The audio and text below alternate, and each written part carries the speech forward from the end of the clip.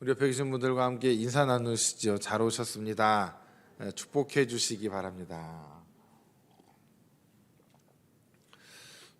오늘이 1월의 첫 번째 수요 예배네요. 그렇죠? 우리가 송구영신 예배 때 그리고 이제 오늘이 또 수요일입니다. 의미를 부여하자면 그렇다라는 것이죠. 오늘 우리가 읽으신 이 말씀은 사무엘상 이제 지지난주였죠. 요나단이 전쟁을 승리로 이끌었던 이제 그 뒷 이야기입니다. 요나단이 이제 전쟁을 승리로 이끌게 될 때 이제 그때 사울과 이제 이스라엘 사람들이 보고 그때 막 달려들어서 이제 그 블레셋 군대를 막 치기 시작했죠. 그리고 나서 이제 오늘 모여서 이들이 함께 이제 어떤 일들을 하게 되느냐, 백성들이 보니까 피곤하였다라고 처음에 그렇게 시작을 하고 있습니다. 보니까 혹시 성경을 펼치고 계신 분들을 보시면 사울의 맹세와 요나단의 실수라고 이렇게 소제목이 붙어 있는 성경마다 다 똑같은 건지 잘 모르겠는데 제 성경은 그렇게 되어 있습니다. 사울의 맹세와 요나단의 실수, 이것만 보면 사울은 잘했고 요나단은 못했고 이렇게 일단 보여집니다. 그런데 보니까 오늘 백성들이 피곤했다라고 되어 있죠. 그런데 왜 피곤했느냐, 그 이유를 보니까 사울 왕의 명령 때문입니다. 사울 왕이 오늘 이 블레셋 사람들에게 원수를 다 갚을 때까지, 보복할 때까지 아무것도 먹지 말아라. 먹으면 저주를 받을 것이다 라고 했습니다. 그런데 참 안타까운 명령이죠. 일단 사람이 싸우러 나가면 잘 먹고 나가야 됩니다. 우리가 일하러 나갈 때도 든든하게 먹어야 일을 할 수 있다고 하는데 전쟁을 하러 나가는데 식사를 하지 못하게 했다. 뭐 그런 이유는 있을 수 있겠죠. 밥 먹을 시간에 한 사람이라도 더 잡아야 된다. 더 죽여야 된다. 더 깊이 쫓아 들어가야 된다. 이런 거였다면 모르겠는데 그런 것 같지는 않습니다. 그냥 보니까 쓸데없는 맹세를 일단 시키고 있습니다. 그러면서 내가 내 원수에게 보복하는 때까지라는 것. 물론 이런 용어들이 다른 데도 등장을 합니다. 예를 들어 다윗도 자신의 원수라는 표현들을 아주 자주 사용을 합니다. 그러니까 그냥 저들이 나의 원수다라는 표현 자체가 꼭 나쁜 것은 아닌데 다윗이 사용할 때와 사울이 사용할 때의 느낌이 많이 다른 것은 어쩔 수가 없는 것 같습니다. 사울은 이미 하나님께 불순종했던 일이 이제 13장에서도 등장을 했었는데 그런 사울이 이제 내 원수에게 보복을 하겠다라고 하는 것이 정말 하나님의 그 거룩한 전쟁을 치르는 자의 마음인지 아니면은 그냥 왕으로서 백성들이 지금 두려워서 다 떠나가고 그런 상황에서 자기도 겁이 나니까 또 백성들의 마음을 붙들려다가 자기가 그냥 그 제사장이 해야 할 그 제사를 자기가 직접 집례함으로 인해서 사무엘에게 책망을 듣고 그런 아주 그냥 복잡하고 속상한 상황들이 계속해서 이어지고 있는 가운데 보니까 전쟁을 이길 것 같은 겁니다. 그러니까 지금 눈에 그냥 완전 혈안이 돼서 막 거의 보이는 게 없이 그 분노와 한을 풀어낼 대상이 지금 저기 있기 때문에 그들을 지금 잡으러 막 가야 되는 어떤 그런 마음이 조금 더 강하지 않았을까라고 생각을 해 봅니다. 그러면서 그냥 그렇게 하자라고 해도 되는 것을 저주를 받을 것이다라는 말까지 뒤에 붙여서 백성들이 아무것도 먹지 못하게 만들었습니다. 그런데 하필 백성들이 수풀에 들어갔더니 거기에 아주 먹음직스러운 꿀이 엄청나게 있었던 것 같습니다. 그런데 그걸 보고도 맹세가 두려워서 그것을 입에 대는 자가 없었다라고 하죠. 그래도 여기서 보면 잘 왕의 명령을 따르는 것처럼 보입니다. 그런데 조금 더 나아가자면 맹세를 두려워했다라는 것이죠. 왕의 명령만을 따른 것이 아니라 저주가 두려워서 입에 댈 수가 없었다라는 것이죠. 그런데 요나단, 바로 사울의 아들이죠. 그 요나단이 아버지가 그 명령을 할 때, 또 그 맹세를 할 때 그것을 듣지 못했습니다. 그걸 듣지 못해서 그것을 보자마자 지팡이로 이렇게 딱 해서 꿀을 찍어서 또 이렇게 입에 댔더니 눈이 번쩍 뜨일 정도로, 말하자면 당이 충전이 된 겁니다. 지금 우리 막 당 떨어진 경험을 해보신 적이 있으신지 모르겠는데, 그럴 때 얼마나 막 팔다리가 떨리고 막 몸이 기운이 축 처지죠. 제가 20대 초반에 당 떨어지는 걸 처음 경험해 봤는데 깜짝 놀랐습니다. 저 무슨 병에 걸린 줄 알고 너무 놀래 가지고 나 큰일 났다, 이거 뭐지, 이거 몸살도 아니고 뭐지, 막 약간 겁을 먹을 정도로. 근데 그게 그냥 그 배가 고파서 생겼던 일임을 그때 처음 경험하고, 이제 그런 일들이 있을 때는 좀 내가 좀 당이 떨어지나 보다, 그럼 그냥 조금 기다리면 또 이렇게 지나가는 거죠. 근데 이 백성들이 얼마나 힘들었을까. 근데 요나단이 그 꿀을 찍어 먹는 순간 눈이 번쩍 뜨일 정도로 이제 다시 몸에 기력이 도는 것을 이제 요나단이 경험을 하게 되는 것이죠. 그런데 그걸 누가 보고 말을 하죠.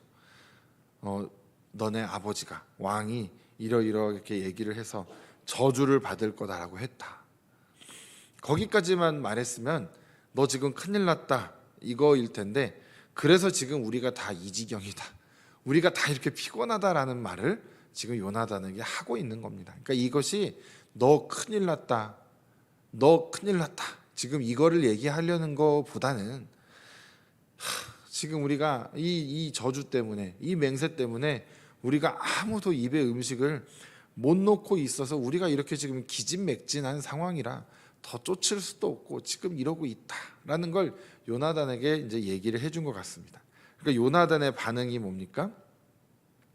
내가 이거를 조금만 맛봐도 이렇게 눈이 밝아졌는데, 오늘 거기를 쫓아가면서 이제 거기서 나오는 전리품들, 그것들을 우리가 먹으면서 그렇게 보급을 하면서 계속해서 전쟁을 이어나갔더라면 우리가 정말 블레셋을 이 기회에 확실하게 처리할 수 있었을 텐데, 너무나 안타까워하는 것이죠. 그래서 아버지가 이 땅을 곤란하게 하셨다라고 되어 있습니다.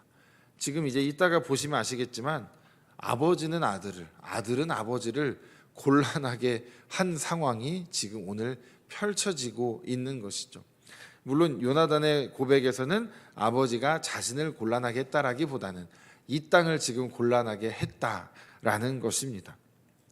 그래서 그렇게 됐는데 이제 백성들이 31절에 보니까 심히 또 피곤하다라고 표현이 한 번 더 등장을 합니다. 그래서 피곤하다라는 표현이 1절에도 24절에도 28절에도 31절에도 계속해서 피곤하다라는 것이 강조가 되고 있죠.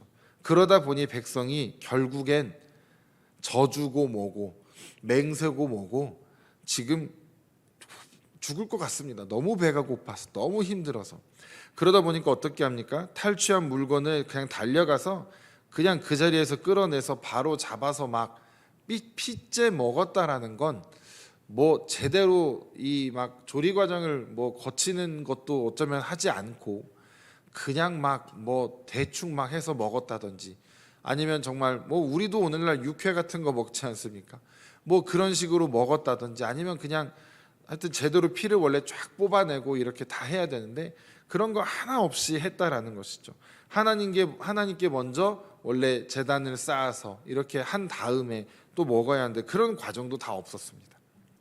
그러니까 이제 그렇게 하지 않은 어떤 자들이 사울에게 보고를 하는 거죠. 지금 백성들이 고기를 핏째 먹고 있다. 여호와께 범죄하였다. 원래 하나님께서 이들에게 정하셨죠. 고기를 먹을 때 핏째 함께 먹어서는 안 된다라고 하나님께서 정하신 법이 있었습니다. 그러니까 이들이 지금 범죄한 상황이 된 것이죠. 그렇게 하다 보니 이제 사울이 큰 돌을 가져와라. 그러니까 이제 그 돌 위에서 이제 그 제물들을 잡아서 이렇게 해서 정식적인 그 절차를 거쳐서 하면서 하나님께 이제 제단도 쌓는 이제 이것을 사울이 하게 됐습니다. 35절에 보니까 좀 독특한 표현이 있는데 사울이 여호와를 위하여 제단을 쌓았다라고 되어 있죠. 그런데 이는 그가 여호와를 위하여 처음 쌓은 제단이었더라라는 표현이 나옵니다. 그러니까 13장에서도 앞에서도 사울이 제사를 자기가 직접 집례하고 했었지만 다 하나님께 온전한 마음으로 제사를 드렸던 적은 없었다라는 것이 되는 것이죠. 이것을 통해서 사울이 그래도 이때 잠깐 하나님께 그 범죄한 백성들을 위해서 사울이 제대로 절차를 밟아서 하나님께 그래도 제단을 쌓으려 했던 모습을 우리가 잠시 볼 수가 있습니다. 이제 그리고 나서 사울이 하나님께 여쭤봅니다. 내가 블레셋 사람들을 계속해서 추격하게 할까요? 이렇게 여쭤보죠. 그런데 하나님께서 대답을 하지를 않으십니다. 사울이 보면 정말 안타까울 때가 많죠. 하나님께서 사울에게 답을 안 하십니다. 다윗이 요나단이 하나님께 구할 때는 답을 주시는데 사울이 하나님께 답을 구할 땐 답을 주지 않으십니다. 너무나 안타까운 모습이죠. 그러니까 사울이 어떻게 하느냐?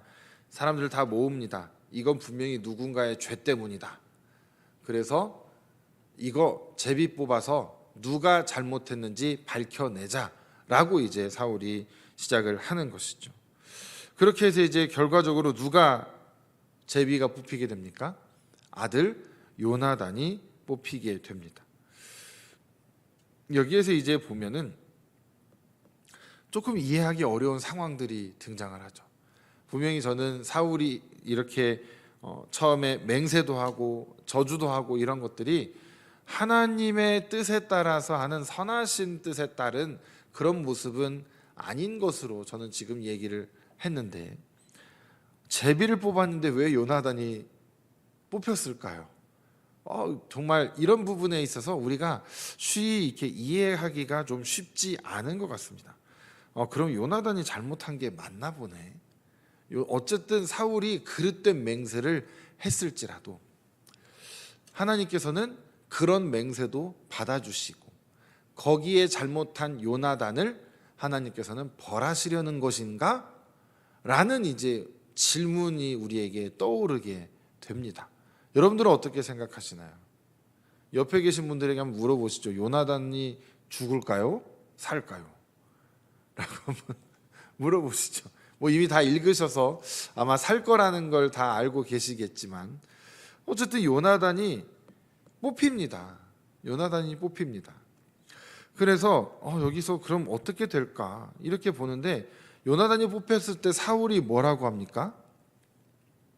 사울이 일단 뽑히기 전부터 뭐라고 하냐면 복선입니다. 언제나 그렇게 말하면 그렇게 이루어지는데 만약에 내 아들 요나단에게 이 죄가 있다 할지라도 반드시 죽을 거다 하면서 제비뽑기를 진행합니다. 그러면 항상 누가 걸립니까? 그 아들이 걸립니다. 근데 진짜로 요나단이 뽑히게 되었죠. 그리고 백성은 면한지라라고 되어 있습니다. 여기에서 보면 어쩌면 백성은 면했다라는 말이 하나님께서 요나단을 뽑히게 하셨고 일단 그것부터 여쭤보죠. 하나님이 요나단을 뽑히게 하신 것이 맞을까요? 아닐까요? 우연일까요? 우연치고는 너무나 확률이 희박한 확률입니다. 거의 로또 같은 게 당첨된 수준인데 지금 요나단이 그게 그냥 뽑히지가 않았겠죠. 하나님께서 분명히 인도하셨다라는 것이죠. 그러면서 41절 뒤에 뭐라고 나오죠? 사울과 요나단이 뽑히고 백성은 면한지라. 거기에서 일단 백성들의 잘못은 없는 것으로 하나님께서 백성을 구해주셨고 이제 요나단과 사울 안에서인데 결국 요나단이 뽑혔죠. 그러니까 사울이 너는 그럼 죽을 거다라고 얘기를 합니다. 얼마나 심하게 얘기를 하냐면 44절에 네가 반드시 죽으리라. 그렇지 않으면 하나님이 내게 벌을 내리시고 또 내리시기를 원하노라. 정말 말이 무섭다라는 게 24절부터 계속 등장을 합니다. 사울이 한 말 때문에 계속 지금 문제가 끊이지가 않죠. 사울이 맹세하고 저주한 것 때문에 제비뽑기까지 온 것이고, 사울이 결국은 내 아들 죽으리라 한 것 때문에 또 사울이 오늘 그것을 실행 옮기려고 하는데 결국 넌 죽을 거다. 그런데 그렇지 않으면 하나님이 내게 벌을 내리시고 또 내리시기를 원하노라. 그런데 결과적으로 요나단은 살았습니다. 그럼 본인이 내뱉은 그 말, 네가 만약에 죽지 않으면 하나님이 나에게 벌을 내리시겠다라는 건 대체 어떻게 될까? 이런 부분들에서 우리가 말을 함부로 내뱉는다라는 것이 얼마나 무서운 것인지를 우리가 여기서 깨달을 수가 있는 것이죠. 근데 요나단이 걸렸는데 놀라운 것은 백성들이 다 나서서 말립니다. 오늘 우리는 분명히 하나님께서 요나단과 함께 하시는 것을 보았는데 이 요나단이 죽는 것은 말이 되지 않습니다. 털끝 하나도 상하게 할 수 없습니다라고 백성들이 나서서 요나단을 구해냅니다. 그러자 사울이 어떻게 합니까? 결국 본인이 맹세해놓고 또 그것을 번복합니다. 누가 두려워서요? 백성들이 두려운 겁니다. 사울은 처음부터 끝까지 하나님 눈치를 보지 않습니다. 하나님은 어쩌면 사울에게는 형식적인 어떤 신, 때로는 우상을 섬기는 이들과 비슷한 수준으로 하나님을 생각했을지도 모르겠습니다. 백성들이 자꾸 두렵습니다. 백성들의 여론이 중요합니다. 백성들이 지금 도망갈까 봐 자기가 제사도 드리고, 백성들이 결국 요나단을 구하자고 하니까 요나단을 살려줍니다. 저는 사울이 요나단을 정말 사랑해서 다행이다 라는 마음을 물론 조금 먹었을 수도 있겠죠. 하지만 분명 사울은 요나단을 죽이려고 했습니다. 무슨 이야기가 떠오르냐면 사사기의 입다의 이야기가 떠오릅니다. 입다가 전쟁에서 내가 승리해서 돌아올 때 우리 집에서 가장 먼저 나를 맞이하러 나오는 일을 하나님께 바치겠다. 그 예수님이 갑자기 예수님 얘기를 왜 하나 생각하시죠? 예수님이 말구유에 누이셨다라는 표현을 다 기억하시죠? 우리가 얼마 전에 성탄을 지났죠. 제가 그것에 대해서 좀 책을 찾아봤습니다. 당시 유대인들의 어떤 사회 구조, 집안 구조, 그리고 마국간의 구조, 이런 것들을 봤더니 집이 있고 마국간이 저기 따로 있는 것이 아니라, 저번에도 짧게 말씀드렸지만 대체적으로 집의 어떤 한 구석에 구조가 약간 이렇게 내려가는 어떤 구조에서 그쪽에 한쪽을 그 동물이 거하는 곳으로 이렇게 해놓는다고 합니다. 그러니까 입다가 집에서 나를 가장 먼저 맞이하러 나오는 게 사람일 거라고 전혀 생각하지 않았을 거라는 그 해석이 예수님의 말구유에 대한 해석 끝에서 제가 읽은 적이 있습니다. 그러니까 원래 집에서 동물을 같이 키웠던, 그러니까 뭐 주인이 오면은 가장 먼저 동물들이 맞이하러 나올 것이 뻔하니까 입다가 그렇게 얘기를 한 것일 텐데, 자기 딸이 가장 먼저 나올 것이라고는 꿈에도 상상하지 못했던 것이죠. 결국 그래서 그 딸을 제물로 바치게 되지 않습니까? 사울도 그 길을 그대로 걸어갈 뻔했었던, 사사기의 그 암울했던 시대를 사울이 왕이 된 지 지금 고작 2년 정도밖에 지나지 않았는데, 그때를 떠올리게 만드는 일들이 지금 이스라엘에서 또 벌어지려는 상황을 맞이한 것입니다. 그런데 백성들이 강하게 항의를 해서 결국 요나단은 살게 됩니다. 그 과정을 통해서 하나님께서 어쩌면 요나단이 살게 될 것을 하나님께서는 알고 계시지 않으셨을까라는 생각도 해봅니다. 정말 요나단이 물론 아버지에게 자기가 실수했다, 내가 잘못했다, 제가 죽는 것이 마땅하다라고 요나단은 아버지에게 그렇게 고백을 했습니다. 그런데 처음부터 이야기의 정황을 다 살펴보면 하나님이 함께 하신 것은 사울이 아니라 요나단입니다. 요나단의 전쟁에 하나님이 함께 하셨고 요나단에게 승리를 맛보게 하셨고 백성들이 그것을 두 눈으로 다 목격을 했다라고 백성들의 입을 통해서 지금 증언이 되고 있는 상황이죠. 그러니 지금 사울의 그릇된 맹세로 인해서 혈육까지도 희생시키려는 그런 태도, 정말 그 잘못 내뱉은 말들, 그것이 어디까지 치달을 수 있는지를 우리가 오늘 다시 한번 보게 되는 것입니다. 제비 뽑기는 사실 이스라엘에서 하나님의 뜻을 구하는 수단인데 제비는 응답의 도구라고 우리가 생각을 하지만 그 결과가 하나님의 뜻을 드러내는 증거로 사용되는 것이다라고 생각하는 것이 조금 더 맞는 것 같습니다. 오늘 제비가 뽑히긴 했지만 하나님께서는 그 제비 뽑힌 자를 죽이기 위해서 뽑히게 하신 것이 아니다라는 것이죠. 오히려 요나단이 하나님과 함께 하셨고 요나단이 옳았다라는 것을 오늘 오히려 더 드러내게 하는 결과로서 제비 뽑기가 사울이 시작했지만 하나님께서 그 결과를 그렇게 이끌어 가셨다라는 것이죠. 사실 여기서 만약에 사울이 뽑혔다고 생각해 보십시오.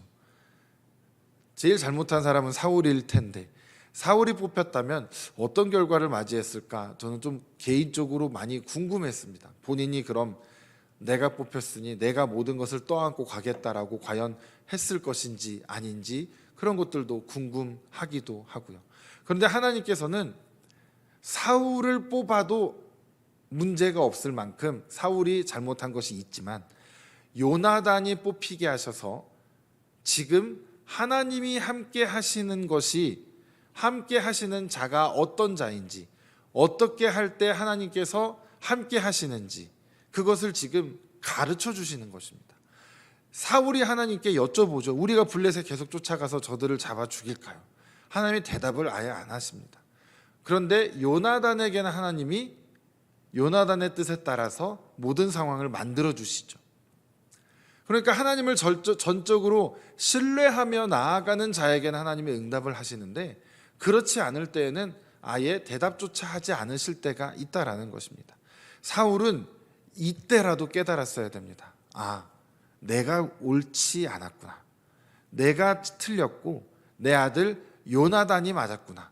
요나단을 통해서 하나님이 역사하셨고 하나님이 나를 통해서 내 아들을 보면서 깨달으라고 나에게 지금 이것을 오늘 보게 하셨구나를 여기서 깨달았어야 되는데 사울은 그것을 결국 깨닫지 못하고 이제 그 다음 이야기로 넘어가게 됩니다. 우리가 오늘 여기서 알 수 있는 것들은 정말 하나님을 우리가 신뢰하는 그 과정, 하나님을 우리가 의지하는 그 우리의 정말 믿음이라는 것이 얼마나 중요한 것인지를 우리가 다시 깨닫게 됩니다. 우리가 하나님을 향한 그 마음이 우리 안에 가득할 때 하나님을 전적으로 신뢰할 수 있게 되는 것이고 그때 우리가 하나님의 뜻을 구하게 될 때 하나님으로부터 바른 응답이 우리에게 주어지게 되는 것입니다. 그런데 조심해야 할 것은 하나님의 뜻이 없이 내리는 결정들은 공동체를 해치게 될 수 있다는 것, 우리가 그것을 오늘 기억해야 합니다. 사실 공동체를 해칠 수 있었지만 오늘 그 비극은 다행히 일어나지 않았습니다. 우리가 정말 조심해야 할 것은 내가 순간의 감정과 판단으로 엉뚱한 맹세를 할 때도 있다라는 것이죠. 엉뚱한 것들을 우리가 입에 담을 때도 있습니다. 내 뜻을 하나님 뜻보다 더 앞세울 때 그때 나만 괴로운 것이 아니라 공동체 전체가 고통을 받게 될 수 있다라는 것이죠. 그래서 아무리 경건해 보이는 것 같은 결단도 사실 어떻게 보면 멋있지 않습니까? 오늘 저 원수 블레셋을 다 치기 전에는 우리가 아무도 음식에 손을 대지 않겠다 하면서 딱 나가는 게 어떻게 보면 굉장히 멋있는 결정인 것 같고 제비를 뽑아서 누구에게 죄가 있는지 보자. 그 죄가 있는 자는 반드시 죽으리라. 정말 예전부터 내려오던 정말 하나님의 뜻에 따라서 행하는 것 같은 모습인데 거기에 정말 하나님의 뜻은 담겨 있지 않을 수 있다라는 것입니다. 우리도 이런 모습을 때때로 하고 있지는 않은지 우리의 스스로를 삶을 우리의 행동들을 돌아보아야 할 줄로 믿습니다. 그래서 하나님께서는 어떤 겉모습이 아니라 우리의 진심을 보시고 우리가 정말 하나님을 신뢰하는 자인지 하나님은 우리의 마음을 감찰하시는 분이십니다. 형식적인 맹세나 형식적인 우리의 종교적인 행위보다 중요한 것이 하나님과 나와의 직접적인 관계임을 우리가 오늘 여기서 다시 한번 깨달을 수가 있는 것입니다. 그래서 우리가 오늘 이 말씀을 통하여서 내가 정말 하나님과 깊은 관계로 그 관계 안에서 하나님의 뜻을 구하고 하나님의 음성을 들으면서 그렇게 내가 살아가는 자가 되는 것, 그렇게 살아가는 것이 올 한 해 나에게 하나님께서 주시는 아주 귀한 메시지임을 우리가 받으시고 그렇게 살아가시는 우리가 되시기를, 그래서 내 판단이나 내 결단이 하나님의 뜻을 앞서지 않도록 해달라고 우리가 간절하게 기도하는 우리가 되기를 주님의 이름으로 간절히 축복합니다. 주님 감사합니다. 우리가 나의 판단이나 나의 생각이나 나의 결단들이 하나님보다 앞서는 일이 없도록 주여 우리의 마음과 생각을 또 우리의 입술을 지켜주시기를 간절히 소망합니다. 요나단과 같이 하나님과 동행하는 자가 되게 하시고 우리 주변에 정말 하나님께 붙들려서 살아가는 이들을 우리가 볼 때 그를 지지하고 그와 함께 행동해 나가는 우리 참된 공동체가 될 수 있도록 인도하여 주시옵소서. 감사드리오며 거룩하신 예수님의 이름으로 기도드렸습니다. 아멘.